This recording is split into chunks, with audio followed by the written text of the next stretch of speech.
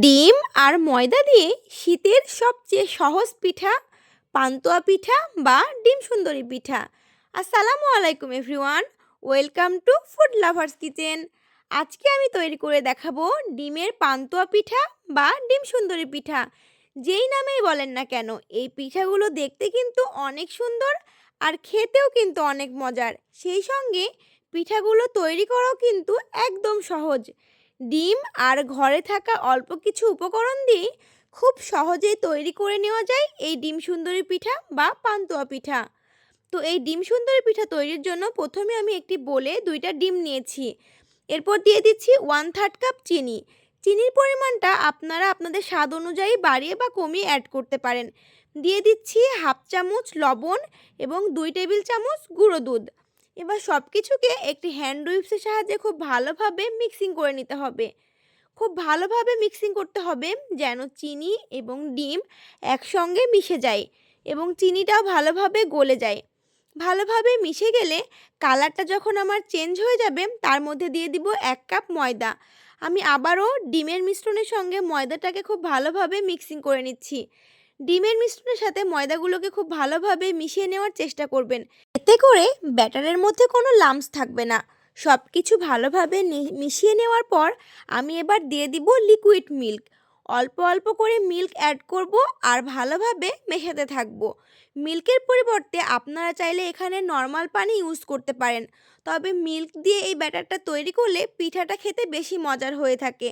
আমি এখানে অল্প অল্প করে মিল্ক দিচ্ছি আর ভালোভাবে ব্যাটারটা তৈরি করে নিচ্ছি। এখানে আমাদের পাতলা ব্যাটার তৈরি করতে হবে, ঠিক যেমনটা পাটিসাপটা পিঠার জন্য করে থাকি। পান্তুয়া পিঠা তৈরির জন্য আমার কিন্তু ব্যাটারটা তৈরি হয়ে গিয়েছে। এবার আমি দিয়ে দিচ্ছি এখানে সামান্য ভ্যানিলা এসেন্স। আপনারা চাইলে ভ্যানিলা এসেন্সের পরিবর্তে সামান্য লেবুর রস অথবা এলাচ গুঁড়ো অ্যাড করতে পারেন। ডিমের যেন বাজে স্মেলটা না আসে সেজন্য এটা দিয়েছি। এবার আমি সব কিছুকে আবারও খুব ভালোভাবে মিশিয়ে নিচ্ছি। এই যে আমার ব্যাটারটা ঠিক এই রকম হবে, খুব বেশি পাতলাও না, একদম ঘনও না।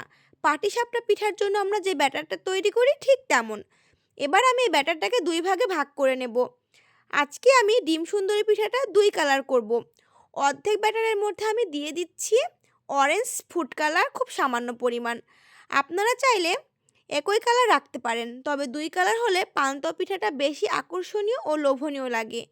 এবার একটা বাটিতে নিয়ে নিচ্ছি একটা ডিম, সামান্য চিনি এবং সামান্য লবণ দিয়ে ডিমটাকে খুব ভালোভাবে ফেটিয়ে নিচ্ছি।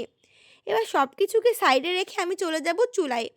চুলায় একটা প্যান বসিয়ে 1 টেবিল চামচ তেল দিয়ে দিচ্ছি। এবার ফেটানো ডিমটাকে দিয়ে আলতোভাবে একটু ছড়িয়ে নেব। তারপর ঠিক পাটিসাপটা পিঠার মতো এভাবে আমি ভাঁজ করে উঠিয়ে নেব।